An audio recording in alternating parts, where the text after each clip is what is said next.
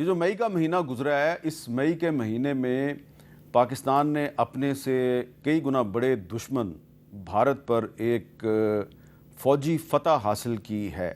तो हमने अपनी आर्मी, एयरफोर्स और नेवी के ज़रिए तो भारत को शिकस्त दे दी, लेकिन जो मुआशी मुहाज पे एक इकनॉमिक फ्रंट पे जो हमारी जंग जारी है, उस जंग में हम कैसे जीतेंगे जबकि हमें भारत की तरफ से दोबारा भी हमले के ख़तरे का सामना है। और भारत का डिफेंस बजट देखें और पाकिस्तान का डिफेंस बजट देखें तो उसमें बहुत फ़र्क है। डॉक्टर फ़ारूक सलीम साहब जो कि आज हमारे मेहमान हैं, इन्होंने कुछ दिन पहले एक आर्टिकल लिखा है मिलिट्री मैथ। अब आर्टिकल अंग्रेज़ी में है, लेकिन मैं उसके थोड़े से जो कुछ बुनियादी नुकात हैं वो आपको बता देता हूँ।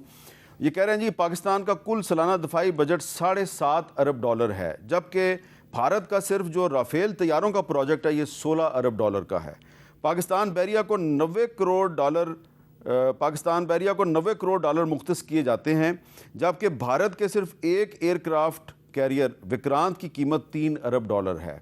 पाकिस्तान हथियारों की ख़रीदारी के लिए $1.7 अरब मुख्तस करता है, जबकि भारत हथियारों की ख़रीदारी के लिए $22 अरब मुख्तस करता है। और मजमूई तौर पे जो पाकिस्तान का सालाना दिफाई बजट है ये $7.5 अरब है, जबकि भारत का मजमूई दिफाई बजट $86 अरब है। यानी कि पाकिस्तान का सिर्फ $7 अरब है और भारत का $86 अरब है, तो फ़र्क बहुत ज़्यादा है।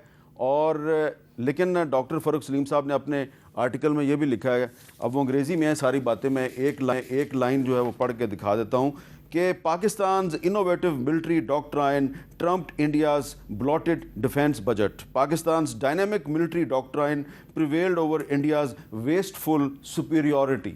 तो ये तो अंग्रेज़ी की बात होगी ना। आपका क्या ख्याल है डॉक्टर साहब कि हमें इस दफ़ा बजट में कितना इजाफा करना चाहिए? देखिए, एक चीज़ कहलाती है कॉस्ट टू कैपेबिलिटी, यानी कि आप खर्च कितना कर रहे हैं। देखिए, ये आपके और मेरे टैक्स में से निकलना है। हाँ, चाहे वो दिफा के लिए जाता है, किसी और के लिए जाता है, तो खर्च करने वाले के ऊपर जिम्मेदारी है कि ये टैक्स का पैसा है और इसको आपने बड़ी एहतियात से खर्च करना। अब कॉस्ट टू कैपेबिलिटी का मतलब ये है कि मैं कितना खर्च कर रहा हूँ और उसके बदले मुझे काबिलियत क्या मिल रही है। अब ये आपने काबिलियत का जिक्र किया। अब देखिए कि कॉस्ट हमारी क्या आ रही है। कॉस्ट पर सोल्जर एक दुनिया में निकाली जाती। हम पाकिस्तान में जो हमारा दिफाई बजट $7.5 अरब का आपने जिक्र किया, वो बनता है $11,500 फ़ी सिपाही। और हिंदुस्तान में कॉस्ट पर सोल्जर वो जो खर्च कर रहे हैं वो $50,000 फ़ी सोल्जर की खर्च कर रहे हैं। अब वो आ जाइए वापस कॉस्ट टू कैपेबिलिटी, वो कितना खर्च कर रहे हैं, उनको क्या काबिलियत मिली और हम क्या खर्च कर रहे हैं, हमें क्या काबिलियत मिली। हमने $11,000 खर्च किया और तारीख़ में जो 4.5 जनरेशन तैयारा कभी किसी फ़ौज ने नहीं गिराया था, वो हमने 3 गिरा डाले। 3 नहीं 4 गिरा डाले।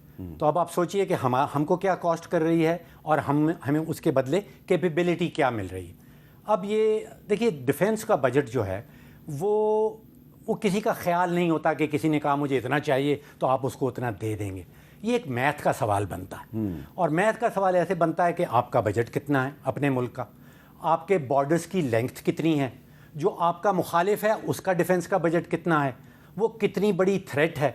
फिर ये मैथ का सवाल बन के आगे एक जवाब निकलता है, वो डिफेंस का बजट होता है। तो अगर होना चाहिए। अगर सूबे जो हैं उनका बॉर्डर जो है वो दुश्मन के बॉर्डर के साथ लगता है, पंजाब का भी लगता है, सिंध का भी लगता है, अफ़गानिस्तान के साथ KPK का बॉर्डर लगता है, और बलूचिस्तान का बॉर्डर जो है वो अफ़गानिस्तान और ईरान के साथ लगता है, तो हम ये कह सकते हैं कि बलूचिस्तान में तो बहुत ज़्यादा हालात ख़राब हैं, तो चारों सूबे जो हैं उनको कुछ ना कुछ कंट्रीब्यूट करना चाहिए। अच्छा, फिर आप ये भी सोचिए कि आप अपनी फ़ौज के ऊपर जिम्मेदारियाँ क्या क्या डालते हैं कि उसने बैरूनी दुश्मन का मुकाबला करना है या अंदरूनी दुश्मन जो है उनका भी मुकाबला करना है। क्या डी चौक में भी हम बुला लेते हैं फ़ौज को। अब अगर आपके यहाँ फ्लड आ जाता है तो उसको कौन देखता है कि आपने डिज़ास्टर मैनेजमेंट भी उनसे करवानी है। तो ये भी उस इक्वेशन का हिस्सा बनता है और फिर नतीजा निकलता है कि आपका बजट क्या होना चाहिए या क्या होता है। मेलकम साहब, डिफेंस बजट में आपको क्या लग रहा है, बजट में कितना, जो फेडरल बजट आ रहा है तो उसमें डिफेंस में कितना इजाफा हो सकता है? सर, पिछले साल जो एग्जैक्ट फिगर थी ना 2122 अरब रुपए थी, लेकिन वो काफ़ी नहीं थी, उसमें कुछ इजाफा यकीनन हुआ जिसको सप्लीमेंट्री ग्रांट की सूरत में गया जी। इस साल अभी तक जो बात हो रही है 18 से 20% इजाफे की बात हो रही है जी। इसको अगर आप कैलकुलेट कर लें कोई 2600 रुपये बनता है, जो कि बिल्कुल मेरे ख्याल से नाकाफ़ी होगा। नाकाफ़ी है, नाकाफ़ी होगा। उसकी वजह यह कि हमारा मुकाबला सिर्फ इंडिया से नहीं है सर, हमारा मुकाबला अपने से एक गुना से 7 गुना बड़े दुश्मन से नहीं है। हमारे पीछे अफगानिस्तान भी खड़ा है, हमारा बॉर्डर वो कंफर्टेबल नहीं है, और इसराइल भी है। इसराइल इंडिया के साथ मिल के आ रहा है। हमारे अंदरूनी मुल्क जो टेररिज्म हो रहा है केपी में और बलूचिस्तान में, वो भी हमने उसी बजट से देखना है। उसको हमें तो इसके लिए फिर क्या सूबों को कंट्रीब्यूट करना चाहिए? सर मैं इसको फेडरल गवर्नमेंट को बड़ा क्लियरली आना चाहिए। नंबर 1 तो लॉ एंड ऑर्डर जो है सिर्फ सूबों का मसला ही होना चाहिए, फेडरल गवर्नमेंट का मसला नहीं है। हमारी सेंट्रल गवर्नमेंट की फोर्सेज जो रेंजर्स हैं, लेवीज़ हैं या आर्मी है वहाँ जाती है, उस पर एक्सपेंसेस होते हैं, उसको सूबों को कंट्रीब्यूट करना चाहिए, ना सिर्फ सूबे नहीं। ये मैंने इसलिए बात कर रहा हूँ ना कि हमने देखा कि जब पिछले साल 25-26 नवंबर को यहाँ पे हमने रेंजर्स को और बाकी सूबों से पुलिस को बुला के यहाँ डिप्लॉय किया हुआ था, उसका खैर वो पैसे उनको बेचारों को ना दोपहर को खाना मिल रहा था प्रॉपरली, ना रात को खाना मिल रहा था। उसको सर पैसे उनको मिल जाते हैं जी, उसको पैसा कंसर्न डिपार्टमेंट ले जाता है, खाना उनको मिले ना मिले उनका डिपार्टमेंट अलहदा से अरेंज करता है, उसी की जिम्मेदारी है। आप कुछ कहना? जी मैं देखिए, ये जो कुछ यूक्रेन में पिछले 2 हफ्ते में हुआ या यूक्रेन ने जो कुछ किया, उसके नतीजे में जो वॉरफेयर के तरीक़ाकार हैं, जो हथियार हैं, वो बड़ी तेज़ी से तब्दील हो रहे हैं। यानी कि अब हमें टेक्नोलॉजी पे ज़्यादा जोर अब हमें टैंक्स नहीं चाहिए होंगे, अब हमें सबमरीनें नहीं चाहिए, अब फोकस हो रहा है ड्रोन्स के ऊपर।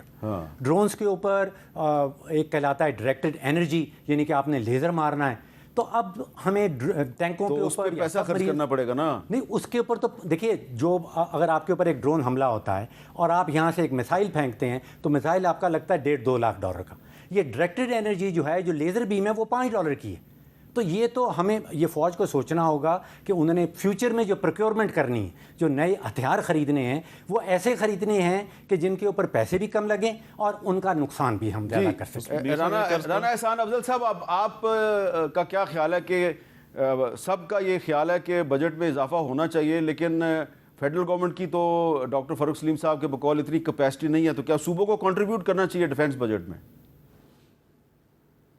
देखें, सूबों को तो बिल्कुल नेशनल एक्शन प्लान के मुताबिक उनकी कंट्रीब्यूशन ऑलरेडी लिस्टेड है। उनको अपनी CTDs के ऊपर इन्वेस्ट करने की ज़रूरत है, उनको अपनी पुलिस फोर्स, काउंटर टेररिज्म के एफर्ट्स और जो एक इकोनॉमिक हार्मोनाइजेशन और सोशल अपलिफ्टिंग के ऊपर उनका रोल है। अगर वो ये रोल अदा कर लें बखूबी, तो मेरे ख्याल से इंटरनल सिचुएशन तो बड़ी बेहतर हो सकती है। जहाँ तक बात है कि वो डिफेंस में अभी जो नेशनल फिस्कल पैक्ट है, उसके तहत 2 बड़े काम हुए हैं और सूबों ने उनमें बिल्कुल रोल अदा किया है। एक तो एग्रीकल्चर टैक्स जो है, वो उसमें हॉरिजॉन्टल इक्विटी नज़र आई है कि उसको बराबरी की इनकम को बराबरी के तहत टैक्स किया जाएगा। दूसरा काम जो किया गया है वो ये है कि FBR और DC रेट जो होते थे प्रॉपर्टी के, उनके अंदर भी हमांगी आई है। तो ये 2 बड़े काम नेशनल फिस्कल पैक्ट के तहत ये किए गए हैं। बाकी ये एक बड़ी डिबेट है कि सूबों को क्या जो है मुल्क के कर्ज़ों के लिए जो है वो बराह रास्त देना चाहिए है, डिफेंस में देना चाहिए। बहरहाल इस बजट के अंदर हम ज़रूर अपने डिफेंस को बजट को बढ़ाने जा रहे हैं। एग्जैक्ट फिगर कल आएगा, लेकिन हमें स्मार्ट स्पेंडिंग करनी है, जिसके ऊपर सारे दोनों स्पीकर बात कर रहे हैं कि वहाँ इन्वेस्ट करना चाहिए जहाँ से रिजल्ट निकले। और अल्हम्दुलिल्लाह पाकिस्तान ने एरोनॉटिकल और एयर स्पेस टेक्नोलॉजी में इन्वेस्ट किया और पाकिस्तान उन वाहिद मुल्कों में से है जो फाइटर जेट्स बना भी रहा है। अल्हम्दुलिल्लाह जो JF-17 है, उसके अंदर पाकिस्तान को बनाने का भी रोल है, जो आपका चाइना के साथ एक जॉइंट कोलैबोरेशन है। तो बिल्कुल देखें, हम जहां अपनी इकोनॉमी को स्ट्रेंथन करेंगे वहां फिर डिफेंस बजट भी बढ़ेगा। एक मैं आपको जो आखिरी जो डिफेंस जो 2018 का जो डिफेंस बजट था, वो अल्हम्दुलिल्लाह 10 से 11 अरब डॉलर का PMLN की हुकूमत नवाज शरीफ ने अफवाज पाकिस्तान को दिया था। जस्ट मैंने कहा ऑन रिकॉर्ड मैं आपको बता दूं कि वो 11 अरब डॉलर का बजट था। उसके बाद जो डिवैल्यूएशन हुई डॉलर के अंदर और हमारी इकोनॉमी जो है वो फंसी, तो ये बिल्कुल उसका इफ़ेक्ट फिर आपकी अफवाज पे भी आया, उसके बजट पे भी आया। आज हम 7-8 अरब डॉलर के बजट पे खड़े। इंशाल्लाह जिस डायरेक्शन पे मीशत जा रही है, हम ज़रूर इसको भी बेहतर करेंगे।